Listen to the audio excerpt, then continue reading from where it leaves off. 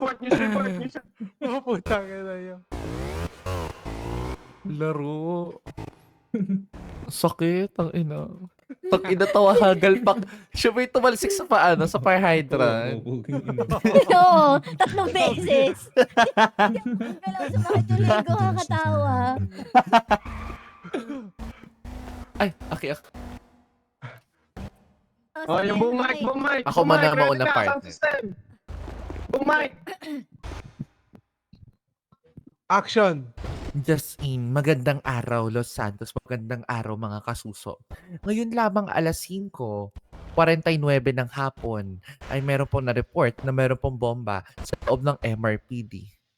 At kahali po nito, ang ating reporter para sa ngayong balita, Andy Lim.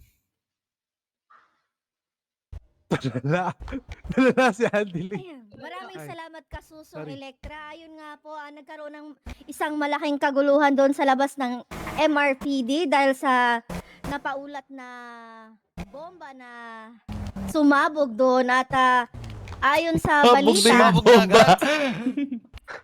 sumabog Ay, yung bomba! bomba Tweet, doon, tweet, dikit tweet, sa tweet, fire tweet, hydrant. Sumabog. Tweet. Sumabog It- yung bomba it na did you. ididikit sa fire hydrant at may naputukan na nagngangalang Javier Vasquez.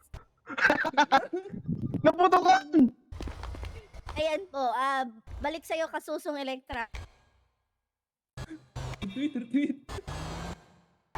Maraming salamat sa Suso Andy. Sa ngayon ay nagkakaroon pa ng